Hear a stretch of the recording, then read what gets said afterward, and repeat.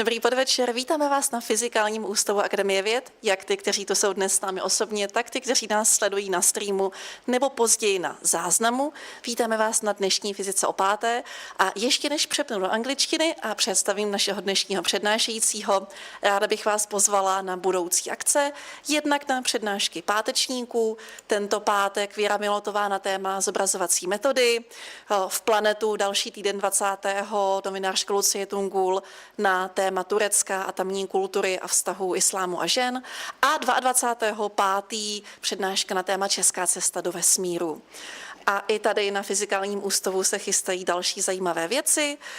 Tady za mnou můžete vidět, anebo pokud Petr přepne na obrazovku, že se už 14. tedy za 2 dny chystá editaton k měsíci vědy na Wikipedii a bude to na Fyzikálním ústavu v Cukrovarnické. Samozřejmě vás rádi uvidíme počátkem června na tradičním veletrhu vědy na výstavišti v Letňanech.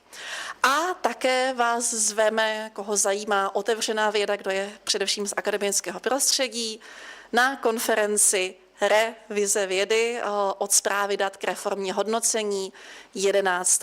června. Ale teď už je mi velikou ctí zde uvítat našeho dnešního přednášícího a já přepnu na angličtiny, jelikož v angličtině bude i dnešní přednáška. So it's my great honor to welcome today's lecturer, who is Oleg Lunov, the leader of the Laboratory of Biophysics here at the Institute of Physics. He received his PhD in molecular medicine at the Ulm University in Germany, and since then worked in Germany and afterwards here at the Institute of Physics, and received several prestigious awards, such as the Otto Wichterle Award, awarded by the Czech Academy of Sciences. So it's my great honor to welcome him here, and now the floor is yours. Thank you for kind introduction, and thank you for being here. Dear colleagues, I would like to call you all colleagues. I hope that after this presentation, you will all get a little bit of insights about the biomedicine and how to deal with the current knowledge in the biomedicine. First, I will start with the problem. We have certain problem of decay in the trust of Western medicine, or if we call it classical medicine, scientifically oriented medicine. Yes, there are certain roots and causes and bases for that.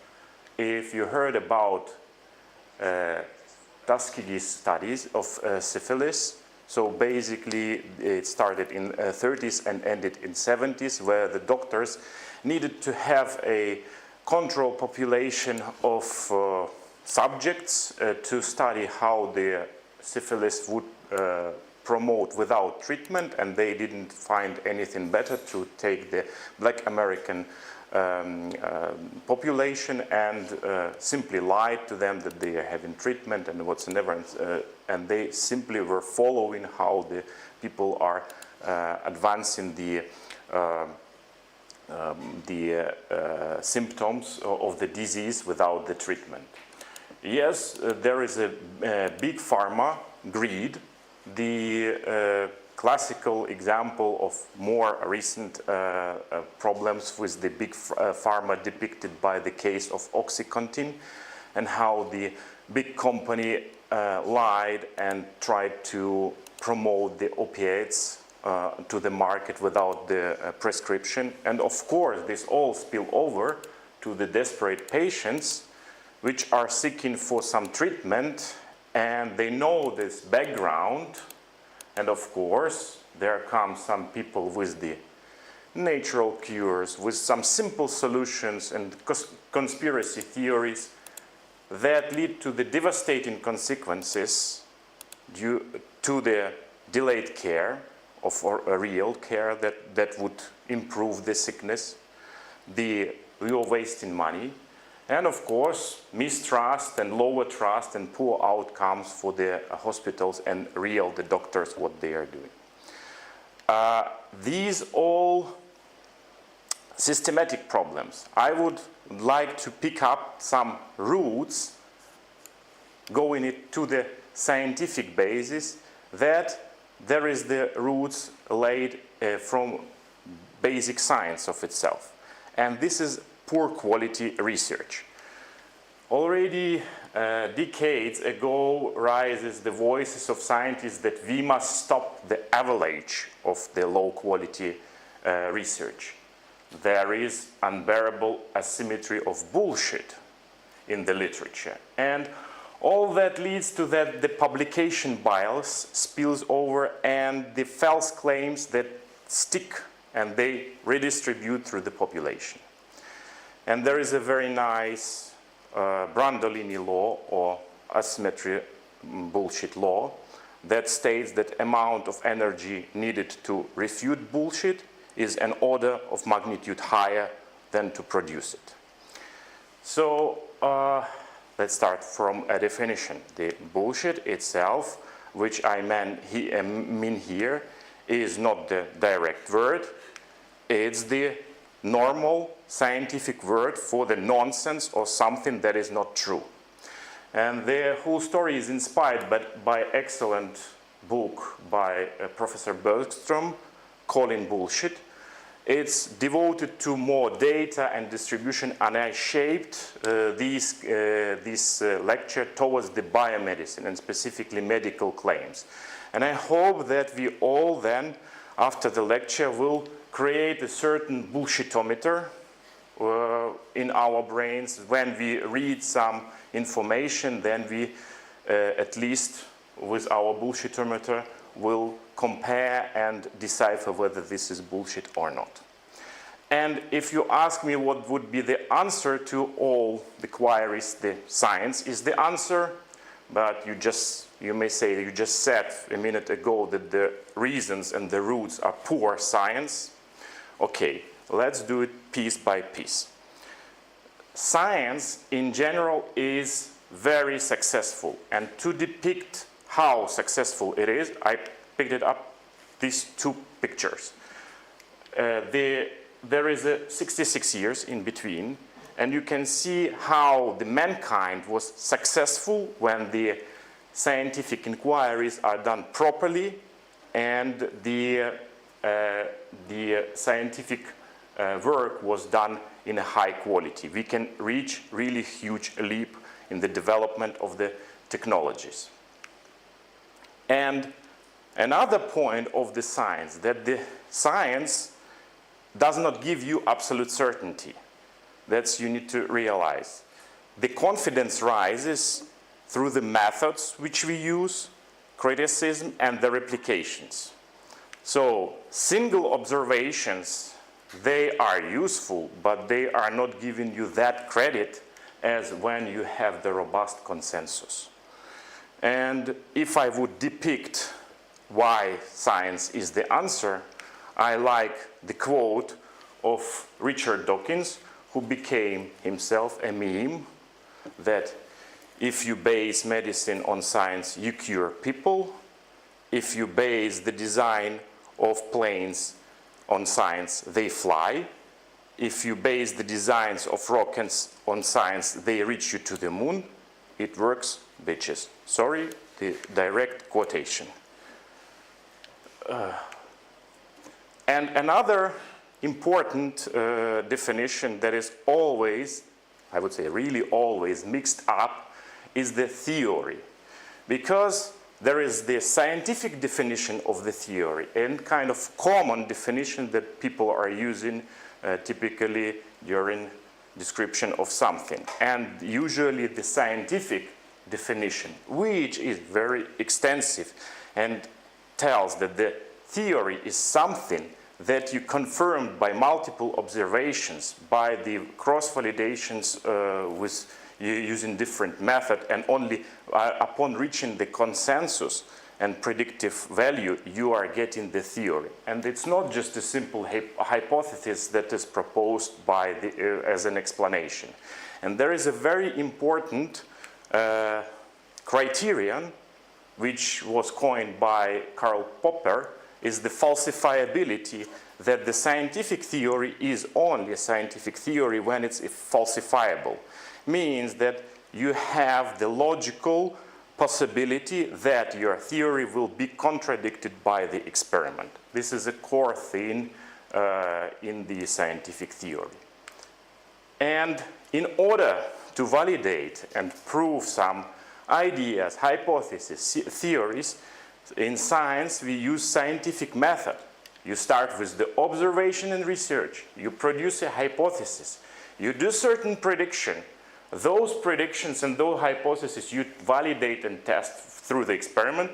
Usually it fails. You go all over again. You go all over again. And only after trial and failure you get to certain conclusions. After that, you need somehow to distribute your work.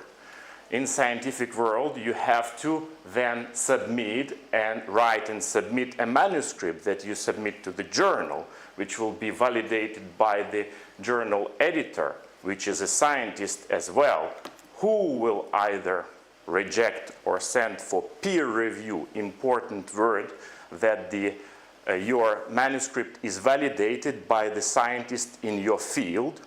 They are giving you questions and either reject it or given opportunity to answer. And after all that struggle, you got accepted and you are going to the publication. And the reality of the peer review is like that, because the scientific world is hyper competitive, and the reality of academia and pressure is even harder, going with years. But I would tell you myself, and the research as well supporting that 90% of researchers say that the peer review really improves the quality of your published paper. This is really true. Why I am saying that introduction that long and about science and about how the scientific method works? Because doing science is hard. Doing good science is very hard. Doing top good science is extremely hard. Because experiments fail, majority of cases. You get finally experiments work, but the data is messy. One experiment show you one direction, another one completely opposite direction. You have the harsh criticism from the community. It's the hyper-competitive environment. You have hyper-competitive environment to get the funding. So all that spills over that in order to reach the truth, you have to work really extremely hard. And then it comes up when you published and when you faced all these problems with the publishing, getting grants, funding, etc. You need still to disseminate knowledge and disseminate science through the outreach and PR to the public. And here is the thing, that there is the mismatch in the way of thinking of the mainstream journalists and the mainstream scientists. And here are two very famous memes about why scientists do not want to speak with the journalists. It's here, like, scientist is very excited. We destroyed 10% of cancer cells in the rat tail. Then the journalist writes, cancer is cured. No, we didn't do that. We just moving much faster into the future treatment. Time travel discovered. Then go away, scientist raped the reporter. Another good example, scientists say my discoveries are useless if taken out of context. This is, everyone can say this is very true. Media comes, scientists claim their discoveries are useless. And if you think this is the exaggeration, here is few examples. There came very nice study in Britain about the birth and delivery of babies in the hospitals during working days of the week and weekend. And some some newspaper came out with the flashy, sensational title that, oh, do not deliver the babies on the weekends because you have the higher risk of death and stillbirth. The funny thing that they give a link to the original study. And here is I picked up the original study abstract, and here is the main finding that the paper found no association with the days and with stuffing with whatsoever. The typos come. Poor Brian, he's still evolving. Not brain, the Large Hadron Collider. Sorry, guys. Hadron Collider. When the system started, many newspapers made this hilarious mistake. That's point us towards where we find scientific knowledge. The scientists are finding scientific knowledge in scientific peer-reviewed journals. There are also textbooks, but the textbooks, they usually mostly outdated because you put there already more concrete established findings which are not the frontier and you want to be here. Okay, at some point popularizational journals are useful, but it's already simplified version of the science, and never go here. So here is the tip that the real scientific results are published in real peer-reviewed reputable journals.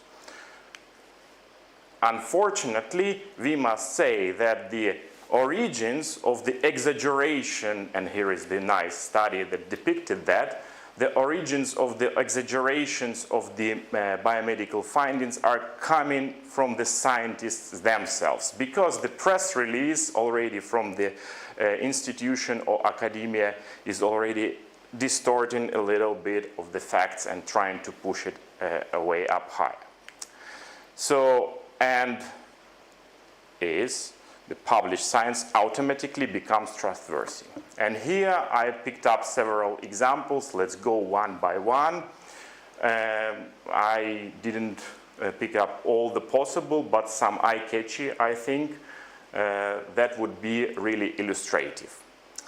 The name of the journal, how reputation of it, it's really important, and the people and scientists would like to publish as big as possible, and unfortunately it doesn't go alongside with the quality.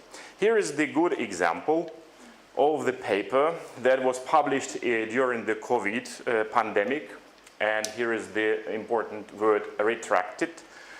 Means that it's finally, after publication was cross-checked and found out flaws and was removed. The retraction is really a bad thing what may happen with the scientist. Sometimes the retractions are coming from honest mistakes. The people are saying, okay, yeah, we did mistake and we didn't pay attention, the peer review didn't pay attention, editor didn't pay attention too much, happens. In this case, the thing was that the whole study was made upon the fake database. There was the database of patients where they referred to, and when the people, and how it was cross-checked, because it was the cohort through the multinational hospitals, and people were wondering, this is impossible due to the simply bureaucracy. You can't in short time get such amount of data, and it turned out to be true. Finally retracted. So reputation and the history of the journal doesn't guarantee you that you will find their reliable results. Currently, there are coming more and more problems with the using AI. The AI tools are great tools. They are helping you to shape up your thoughts, your manuscripts, etc. They are helping. You could see the many images here were done using AI. I used it, honestly. But it came up a paper where they did a review about the isolation of specific stem cells, and there was really disproportional presentation of organs, and immediately flagged by the people first in Twitter, in other platforms, that how this can happen, and finally, of course, was retracted.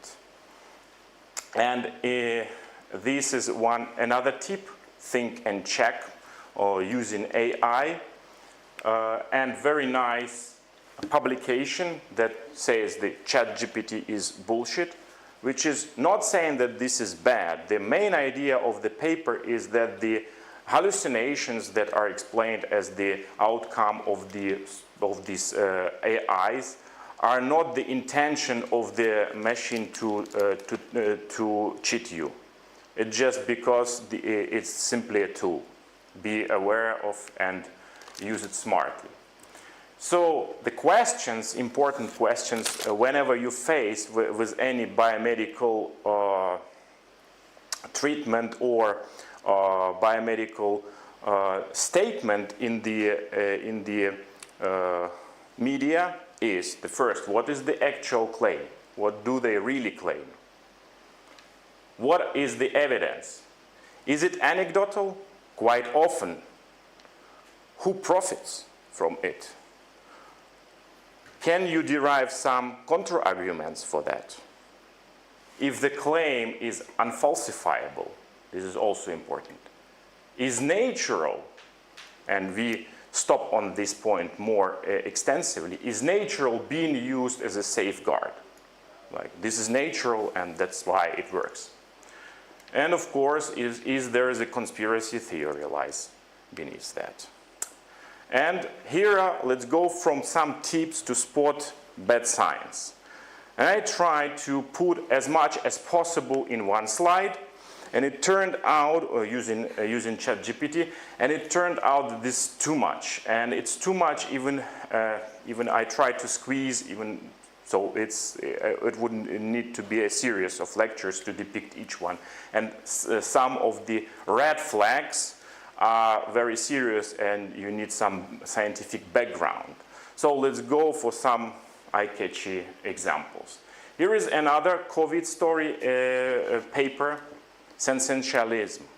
So the long title, cut story short, the guys said that, okay, there are specific traditional Chinese medicine amulets, and if you wear them, you will be protected from the COVID.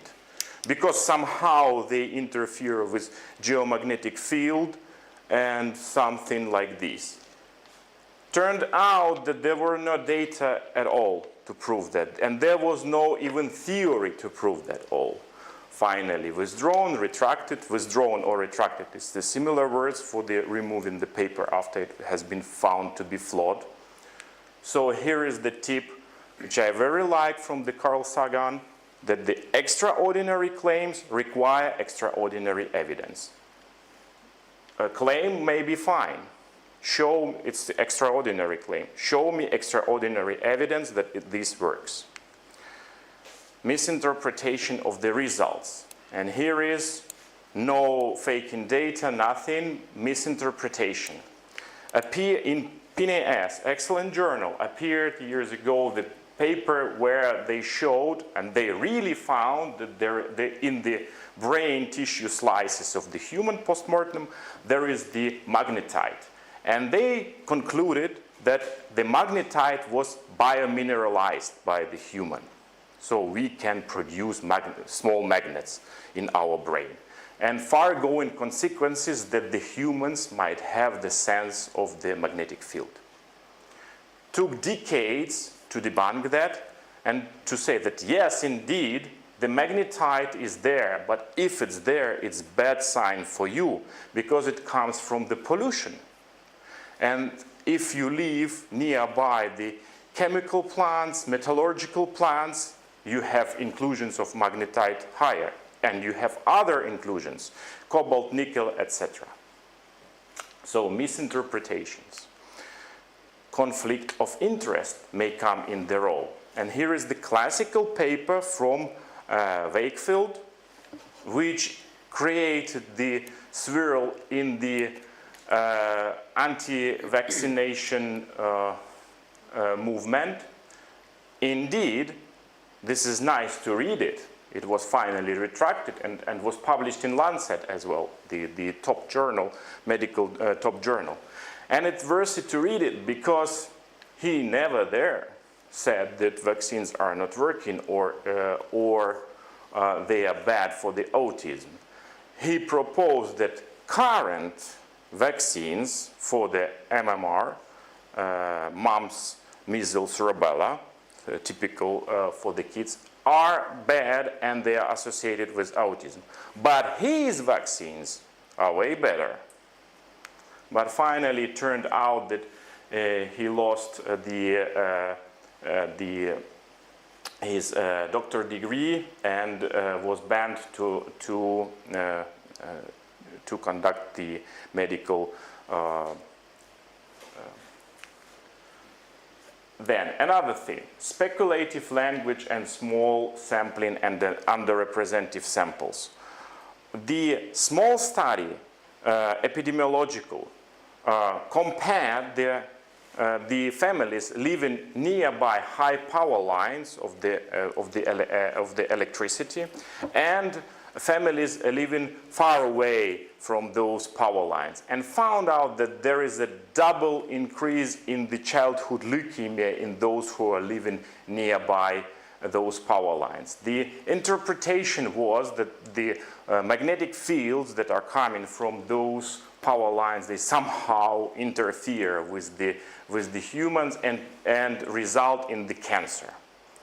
It took decades, and finally it was estimated that $25 billion were wasted into such relocation of the houses, etc. And turned out that there was no association at all. In fact, the study even didn't measure the magnetic field in the houses and nearby those high power lines. But still, although it was published already in multiple occasions that there is no association with the risk of childhood leukemia, etc., the electromagnetic fields of low power are still recognized as a potentially dangerous and can cause the cancer. Another thing, another flip of the coin from the magnetic field. So here they were bad guys and they were inducing the cancer. From another hand, you may find and you can buy the magnetic bracelets, etc., that will cure nearly any disease. And here is a very nice the paper from Bruce Flam, who describes that actually you need to have some validation and some proof, and the proof is absent for the magnetic therapy. However, the expenses of the magnetic therapy market are estimated of around $1 billion per year. Check the facts. And I had here some question, but I know the audience is very nice, so I will a little bit skip this. That do the natural tomatoes contain genes? Yes, they do. However, 10 years ago in Czech Republic, 60% of the respondents said no. And here is also a nice example where the journalists published the really tremendous thing. Doctors confirmed first human death officially caused by GMOs. The funny thing that these guys are used also, they showed the original source where they took this information. And the information was from the satirical fake news website. So they even didn't cross-check where they are taking the information from. So once again, check the facts where you're taking the information. Another important thing is the correlation, which is quite oftenly mixed, especially in the interpretation of the drug testing and some treatments. That we give something, it helped, works. Not really. Here is a nice also illustration. You can see bars and dots. Two variables coincide with each other, but it's the murders in US and Internet Explorer market shares. So the correlation is a very tricky thing. It may say that there might be some effect between two variables, but there is a lot of spurious correlations. You can correlate anything to anything. And there is even a site called Spurious Correlation where you can find very interesting things, for instance, like that the age of Miss America correlates with murders by Steam in the United States. And you can see it's really nicely correlating. So, but you can say, what about vaccines? Look, here we introduced vaccines and the number of cases dropped in one case, in another case. This is a correlation. If the evidence for the vaccines would be only these, then it would be spurious. But we have another things. We can measure the titration of the antibodies. We can measure the amount of the T cells. We can measure inflammation markers, etc. And we know the mechanisms behind that. So the vaccinations are not based only on this evidence. The tip correlation is not equal to causation. And here comes this natural fallacy. Quite often, the scammed medical treatment are trying to hide themselves behind the wall of that this is natural. I will tell you a secret that the majority of those natural things which are counted as the dietary supplements or herbal and dietary supplements, they are not tested for the efficacy at all. So the natural doesn't mean the effective. Second thing, the claim is usually that it's the chemical free, but everything is chemistry. And here is a nice kind of the review of the consumer products, list of the consumer. The scientists decided, okay, the manufacturers are claiming that they are producing something chemical free. Let's create a real list which is really chemically free. And let's look inside, and it's empty. So anything contains the chemistry, because we are made of molecules. Sorry. Another big important point, is natural safe? And here is a nice study that shows that about 23,000 of emergency department visits in the United States are attributed to when the people are using dietary supplements, so those natural products. 20% of the liver injury derived from the hepatotoxicity is due to the herbal and dietary supplements in the United States. Guess what? In South Korea, this amount is 70%. The more you use herbs, the more you damage your liver. Because they are not cross-checked for the cross-contaminants, they are not cross-checked for the high-quality control.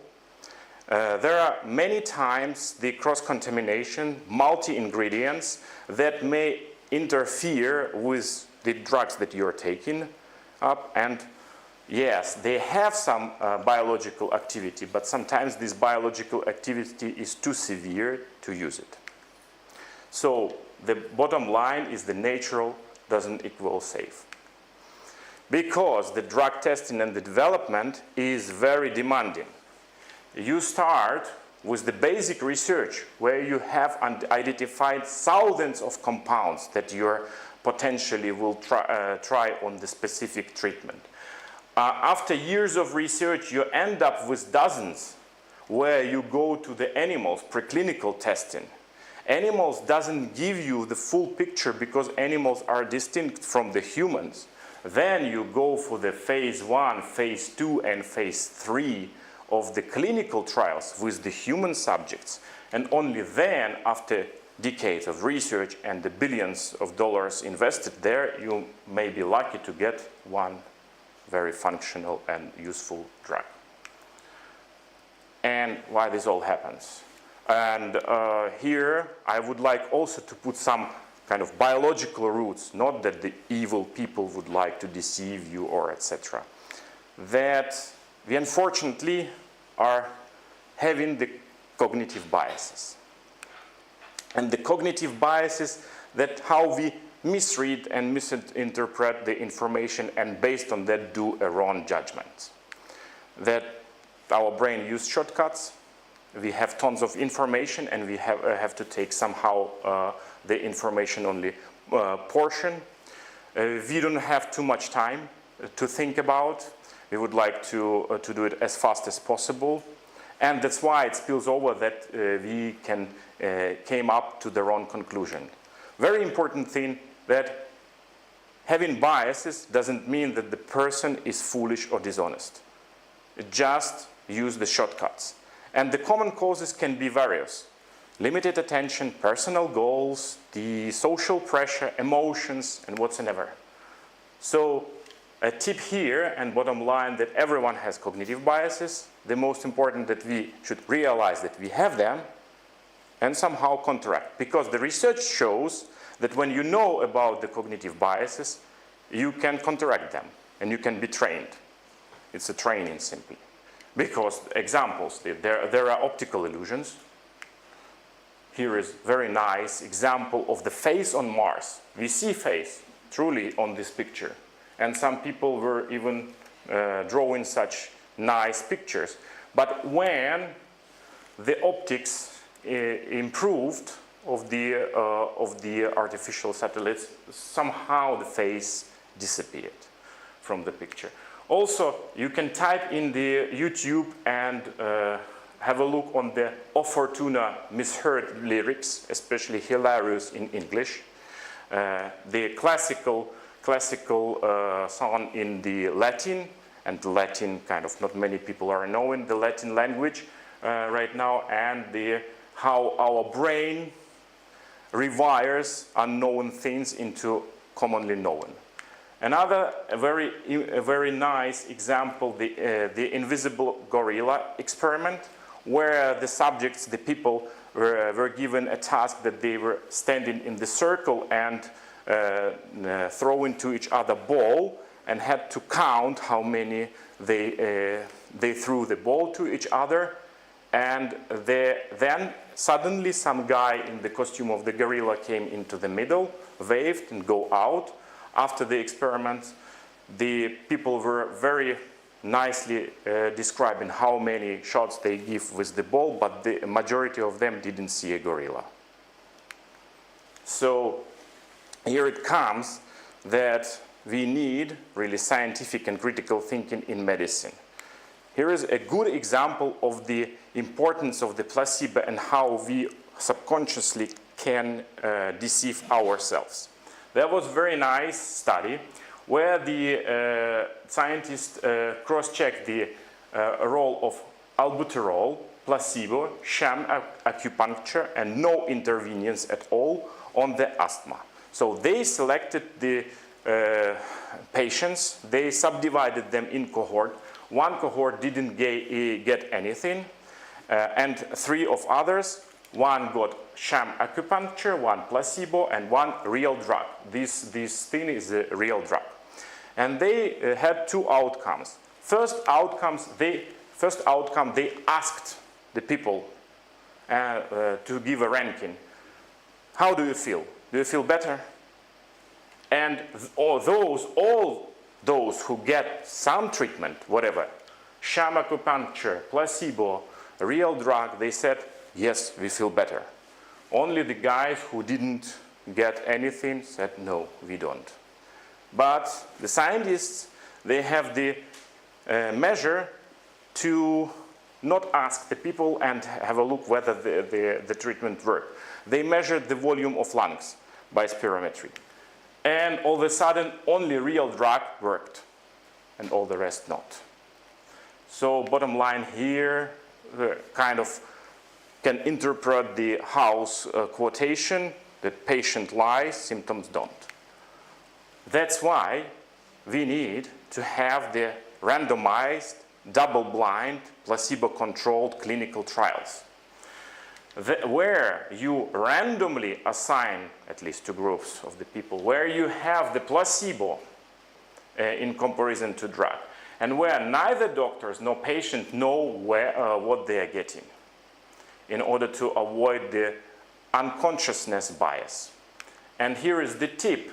If you find some medical statement, is really that treatment supported by the randomized clinical trial? And it turns out that the only one randomized clinical trial is not enough. It was found by the Archie Cochrane, and he created the Cochrane collaboration, which is right now called that. You can aggregate, you can select many randomized clinical trials and do on the top of that meta-analysis and systematic review. And in this way, you are expanding the number of patients that are involved in single clinical trial, because one can be very limited, and sometimes it's difficult to get enough patients, sometimes it's too expensive, etc. But when you aggregate different clinical trials, you are getting a bigger picture. And as the bottom line, check the Cochrane database. There is a platform for the patients, for the outreach and for the common public about whether the treatment really works. They have a lot of the information there, because this is a trusted source of information about systematic analysis of any treatment you think about. Coming to the end, what should layman do? I would say education is the most important thing. Second thing is to realize that the world is complex, and specifically medical research is the complex, and when we are going to find out something, we are not simply replicating the experiments. We are looking from the different angles to get the truth. And here is the few things, because I'm kind of coming here as the expert, but check the expert. Because there are red flags of the expert. There could be maverick scientists, which first claim the expert is so it means not necessary that the person is bad or trying to deceive you. It's a red flags. Claim expertise far outside of the training. So I would start here, you telling about cosmology. Sorry, I'm not. Loves media attention more than peer review. Real scientist loves the peer review, because when you go through it, you have a relief. Act certain on the complex topics. Yeah, talks about anything. Frames disagreement as the censorship. There's also a red flag. Never acknowledge the uncertainty or mistakes, and use conspiracy language. Here are some phrases that should be that should put you aware. One, hidden cure solves everything. The establishment is hiding the truth. So if the establishment is hiding the truth, how do you know? A single study proves that. A single study proves nothing. This treatment works even trials keep failing. This is a big red flag. And also tip from me, ask what was the biggest scientific mistake. The true scientist will honestly tell you. We all have the mistake. Here, runaway. Runaway supports homeopathy. Doesn't work. Supports any alternative medicine, complementary, those are different synonyms. Complementary medicine, complementary and alternative, etc., I will put a nice quotation of Tim Mitchin here, that the alternative medicine, by definition, has either not been proven to work or been proven not to work. Do you know how they call the alternative medicine that has been proven to work? Medicine. Says that Americans didn't land on the moon, GMO is dangerous, mRNA vaccines will integrate in your genome, be nice vaccines, evolution, says the earth is flat. This is like, as they sum up in few sentences, whenever you come to the medical claim, first ask the question, is this selling you something? Tries to sell you, already a big red flag. Is the proof mainly some flashy testimonies? If the claim is doctors are hiding the truth, no, not really. Natural, if it uses the natural as a shield kind of, and here we go. And please go to the systematic reviews and go to the literature search yourself. Where to go? Here's the list. And I would recommend these in red 3 sites, because those are more for the professionals. In Czech, it's a little bit not that advanced as these 3. Here they are more for the broad society. And I would recommend these 5 books. The first one is about the vaccines. This is the professor of epidemiology. Then this one is about exactly the alternative medicine, and this is professor of alternative medicine wrote this book. He studied this alternative medicine for decades, and he practiced the alternative medicine and find out that it doesn't work. Carl Sagan, of course, calling bullshit in general, it's about how to see through this data-driven world in general, not only about the medical part. And Hype, very interesting book by Nina Shapiro about how super sensationalism and hyped claims in the medicine are going through. As a take-home message that the science works when we test ideas against the evidence, and especially our own ideas. And please remember 3 things. Check the source, the method, and what the intentions were. Prefer body of evidence and not the single dramatic studies. And do not confuse the scientific uncertainty with the scientific weakness. It's something different. Thank you, and few things from our lab. Our lab produced very nice atlas of organelles. Please go ahead and cross-check it. And I would like to thank my lab members, Petra, Hanna, Alicia, and Yaroslav, for being excellent teammates. And thank you. I'm happy to answer your questions.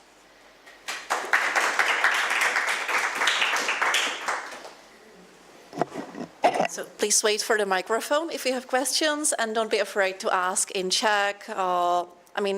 Oleg understands Czech. We can switch into Czech possibly, or I can translate the question into English, so it's up to you.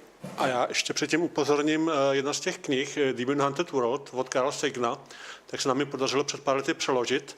A je to jedna z těch 3 knih, kterou mám tady na výběr za nejlepší dotaz. Skvěle. Česky to vyšlo jako věda jako svíčka v temnotě. Tak nějaké otázky, ať už česky nebo anglicky?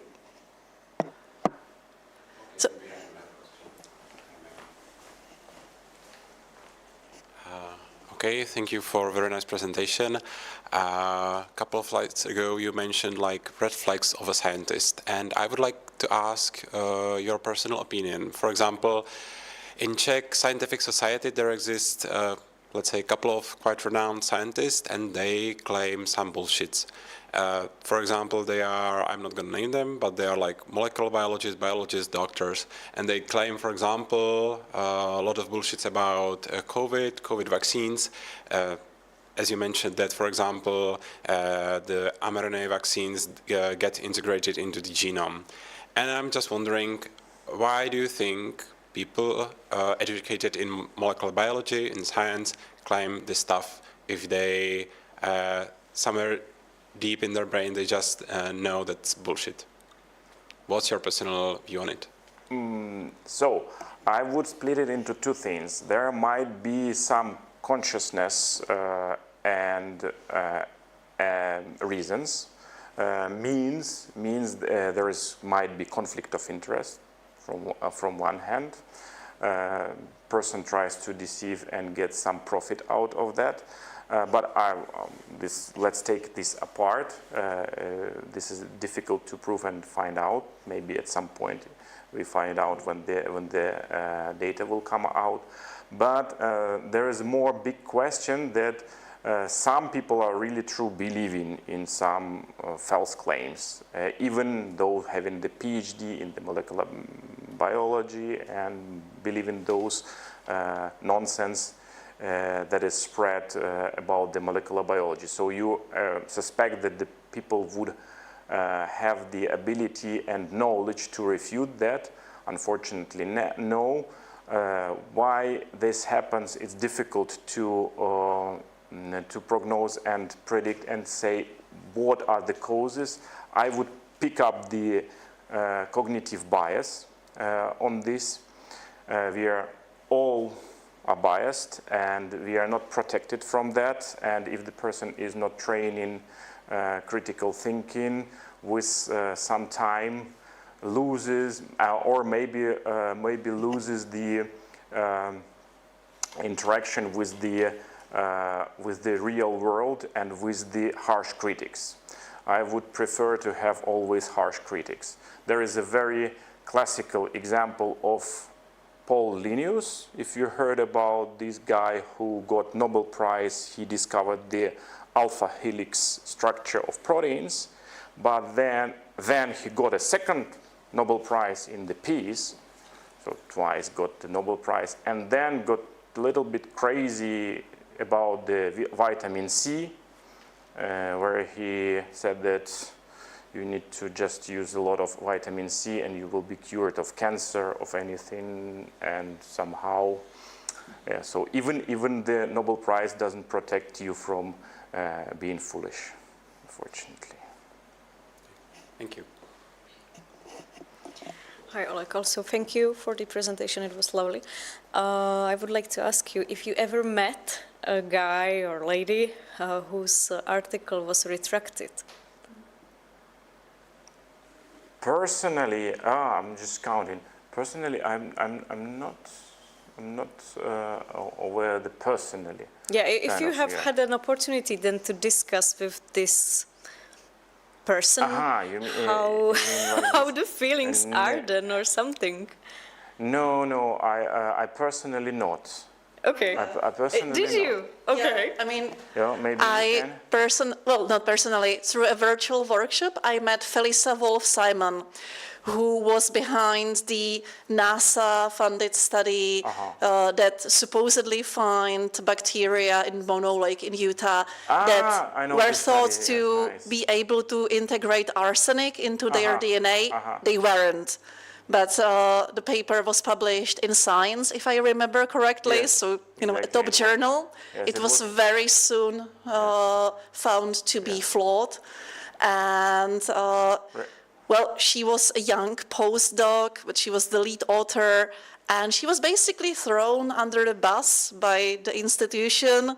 So it was an honest mistake. It was not well done research, and it wasn't fraud, it was just badly conducted, badly interpreted results. And well, it was the end of her career and a very bad personal experience. So also it's a big question, how to differentiate between honest mistakes, like badly done science that one can learn from and not repeat the same mistakes, and scientific fraud, which of course is a reason for ending a career. But these are two very different things that can lead to retractions. I would put it because I have quite many stories about the real fraud, and it's a talk about another lecture, another hour. It's a different perspective. If I would say that I personally never met.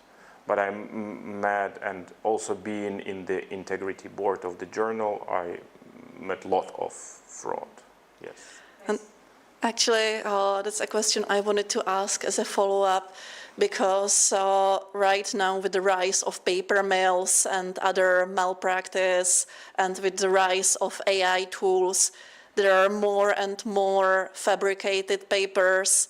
And they are very often in biomedicine, especially since there are at least about 20,000 protein-coded genes in humans. So it's relatively easy to fabricate some findings like, oh, the combination of two alleles of these two genes leads to this result. It's not very statistically significant, but here we go. And it's fabricated data which can complicate all the follow-ups, all the clinical trials that would result from that. So my question, even though, I mean, there's no single easy answer, what, according to you, are best practices that we should adopt to limit the occurrence of this kind of fraud or paper mill fabricated articles? Because, I mean, normal peer review, given the time pressures of scientists, is apparently not sufficient, or in cases of some journals, there is no real peer review. So, how do you think we should improve the situation? Oh, it's a very complicated question, and I do not have the kind of right answer or complete answer to that, because there are many layers for how you can pursue this thing, and I think that it should be integrated efforts from the institutions, stakeholders, grant agencies, scientists themselves. So it should be really consensus and integrated efforts. My perspective, my small vision is through the education of the students, of the PhD students, at least from that start, that, for instance, when I did the PhD, we had the obligatory course of good scientific practice, which is, I was surprised, not the case in Czech Republic, that these PhD students are not, and you were not allowed to defend a thesis if you didn't take this course. You had to take the course. This is one thing. Also, I think that the students and the postdocs should be submerged into the peer review process. They should know how this works and do themselves reviews under the lead, of course, of the PI. Also should know about the cases and the consequences, because that's the thing about we can create, if you want, then later on the follow-up lecture, because you can really go to the jail if you fabricate the data in some cases, and there are cases are. More questions? Yeah. Maybe two completely independent questions from my side, if I may ask. The first one, what exactly is the reproducibility or replicability of scientific results, and how to achieve this in research? What the reproducibility, replicability. So I will put it in this way. As I showed this slide, how the successful is science. If you do good science, it's very reproducible. It's very reproducible. You really find out novel things and you build up new technology on that. And we see it by our eyes each day. Something new appears.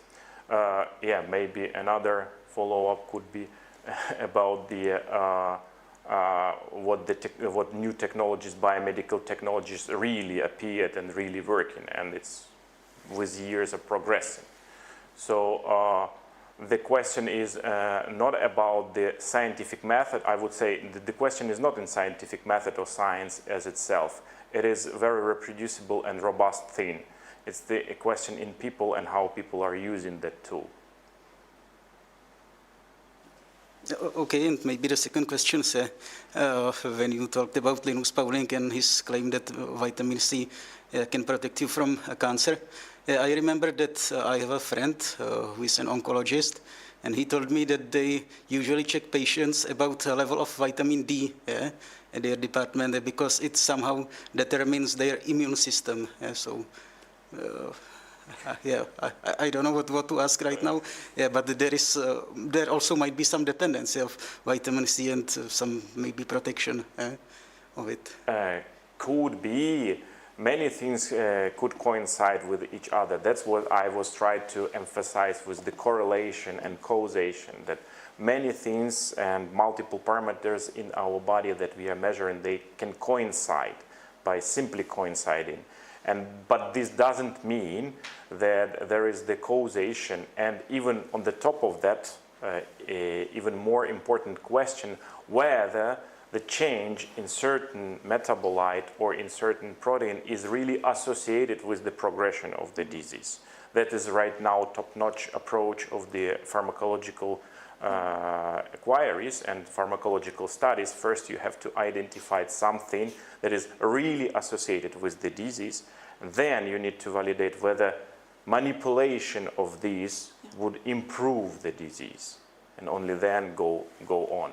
So there are multiple parameters, of course. Yeah, and I mean, where there are multiple parameters, it makes things harder to replicate. And so in different fields, we get the reproducibility crisis to a different extent, like in psychology and in behavioral sciences. The reproducibility is usually quite low because the studies are very context dependent, and in biomedicine, they can be context dependent to some extent on the genetic makeup or the overall health of the given person. And if some parameters are not measured, well, there's noise to account for. So my follow-up question is, how do you view the future of reproducibility on big data and perhaps trying to find meaningful small effects in big data in terms of things like personalized medicine and so on? Thank you for the question. I will stay on the positive. And I would say that, first of all, that the things with the retractions and the kind of this reproducibility crisis are rising, it's not bad sign. It's the sign that the scientific community takes care, looks there, and knows about the problems. Would be more worse if the people would put it under the table. And never say that, oh, we do not have the problems. No, we have the problems, we know about the problems, and I do not see that you can see on the retraction watch, they have the statistics, how the retractions are exponentially rising with the time.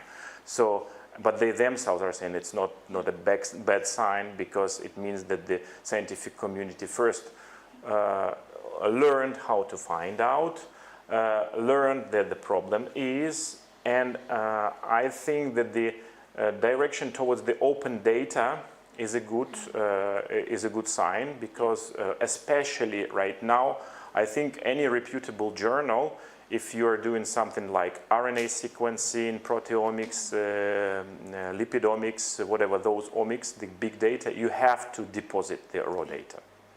You have to deposit the raw data. Okay, no one precludes that the person will cheat. Yes, they can upload some data, yeah, which are not really relevant, or upload the real data, but in the paper completely misinterpret. But I think that with time it will be found out. And I think that the efforts that the big players, big journals that are taking with the retractions, with the open data, with the open peer review, where the comments of the reviewers are right now more and more published alongside with the paper itself when it appears, so the community can judge what they were asked for. Those are in a good direction. Yeah, I think this is a really good step, and so is community peer review, ideally after the formal peer review is done. Yeah. So yeah. I think it's like weaponizing to different armies. Yes. Yeah, it's the Red Queen race. Yeah. Yes. Always you have some new tools and the people get used to that. Yeah. Then you apply another tools and the people get used to that, because what I also encountered such idea that there was no fraud in science. First of all, or it was way less than now. People were honest. However, there is a very nice study in the Nature recently published that the moral is not decaying, which is surprising to me. Feelings are different. But first of all, we do not know the whole picture retrospectively, one thing, and there are cases of outrageous fraud. Yeah, like the Piled Down Man, or even starting from the beginning of the 20th century, when there was when the Röntgen found X-rays, then another guy in France found M-rays, which was completely fraud. And it was that fraud that the community had to send a scientist in his lab to verify that it was just simply faked. Since and it was the beginning of 20th century.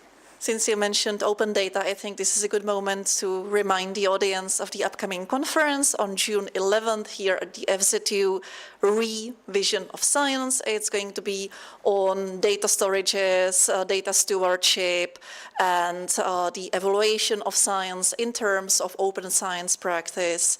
So definitely do come. There's going to be really interesting panels and international guests. But now there is time for more questions. Anyone? Já mám jednu otázku tady. Já se omlouvám, moje angličtina není zcela plynulá, tak ji položím v češtině, ale protože všechno bylo doteď anglicky, tak možná pak odpověste anglicky také. Moje otázka se bude týkat důvěryhodnosti různých podvodníků, ať už se jedná o špatnou vědu, podvodnou vědu nebo přímo ezoteriku. A část těch lidí nemá vlastně nic vystudováno. Jo, jsou to prostě blázni na různé úrovni. Část z nich má vysokou školu, nicméně ne v tom oboru, kde oni se snaží podvádět. A část, a ty jsou vlastně nejnebezpečnější, mají tu formální erudici v tom oboru daným, kde se snaží podvádět. A ti jsou nejnebezpečnější protože prostě, když si člověk řekne, jo, tak on má vystudovaný elektroinženýrství, tak to jeho udělátko na kvantové úrovni, co má léčit rakovinu, bla, určitě funguje, jo. Tohle se týká samozřejmě i lékařství, když tam je to složitější, protože to je jaksi širší obor a je tam i problém toho, když se vyjadřuje odborník, ale ne v tom oboru. Hodně za covidu to tady bylo, kdy třeba profesoři kardiochirurgie se vyjadřovali ke covidu. Ale k tomu přímo nemířím. Jde mi o to, že dle pravidel, když tak mě Julie oprav, jak to přesně je, když takovýhle člověk prostě tohle hlásá, vydělává si tímhletím, podvádí, tak není mu možné na žádné úrovni odebrat titul. Odebírání titulu dle zákona je možné jenom pokud se prokáže, že byl získán podvodně, a jenom mám pocit do několika let, nevím přesně, jak to právě tohle je. Nevím, jestli je to časově omezené, ale právě myslím si, že to musí být vysloveně podvod, ať už plagiarismus, falšovaná data a podobně, v tom, za co ten člověk získal titul. No. No. To znamená, že vlastně ty vysoké školy, které jaksi trošku ručej vlastně a ten stát ručí, že ten člověk má nějaký level znalostí, jsou v tomhle do určité míry bezbrané. A nedovedu si představit, jak tohle teda postihnout. Napadlo mě, kdyby se třeba byl nějaký projekt, do kterého by se zapojili více nebo všechny vysoké školy, který by označili, jo, ten člověk, za něj neručíme, nebo respektive odchýlil se od tomu, čemu říkáme prostě lege artis, jo, a byl by takovýhle seznam lidí, kteří prostě opravdu jejich získaný titul nemá nic společného s tím, co skutečně dělají.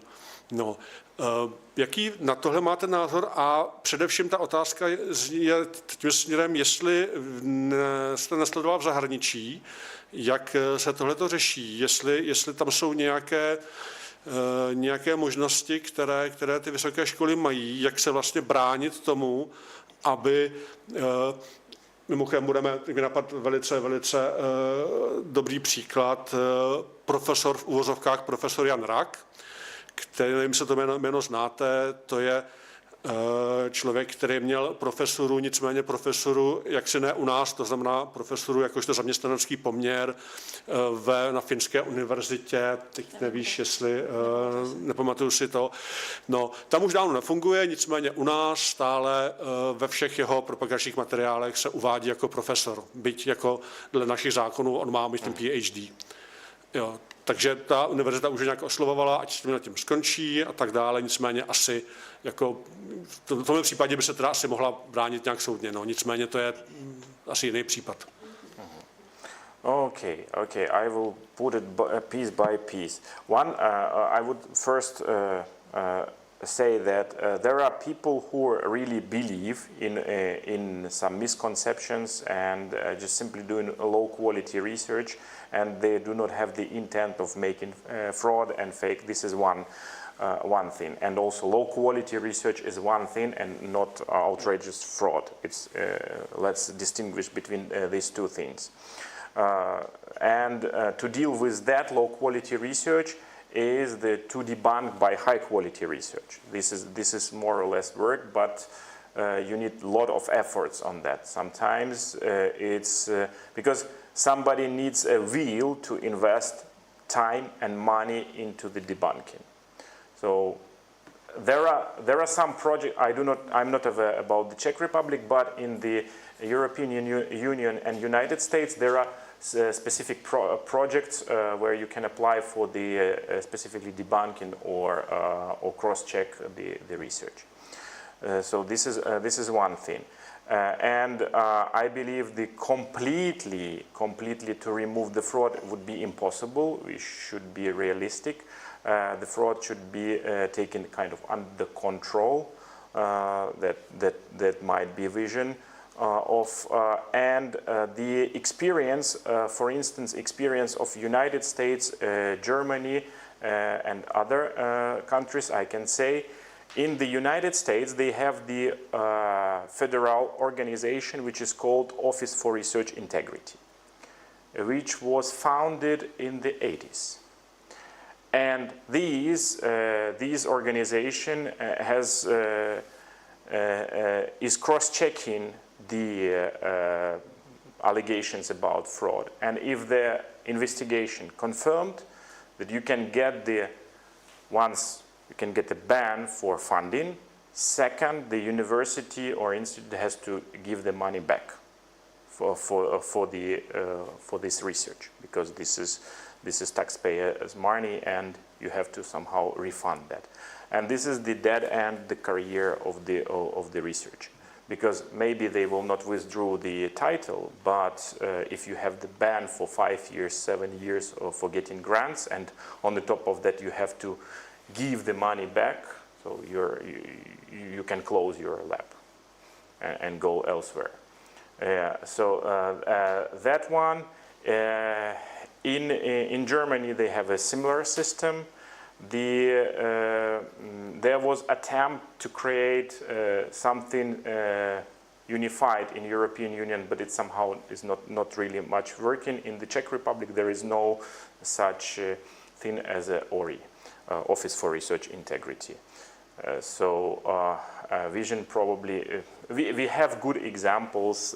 We have good examples of the initiatives from United States, from Germany, from Nordic countries, from UK. In UK, they have also similar organization as ORI in United States, which controls and cross-checks for the publications, for the fraud in the grants, etc. Because you always fund it from some grant, and the funding agencies cross-checking then later on. So we have those good initiatives. In the United States, there is an initiative to create a federal database of fraudsters, kind of that the universities know whom they are hiring, similar to peer, what you have. So there are initiatives, and I think just worth it to look around and take the external successful experience. Okay, any more questions? If not, I would like to thank our speaker today, Dr. Oleg Lunov, the head of the Laboratory of Biophysics here at the Institute of Physics. And the next Physics at 5, příští fyzika o 5, will be back in October with the start of the next academic year. So we will be looking forward to seeing you here again. And we will publish the program for autumn in late summer. So enjoy the summer. Don't miss out on the science fair, Veletrh vědy. And thank you again for your attention. And let's thank the speaker. Thank you.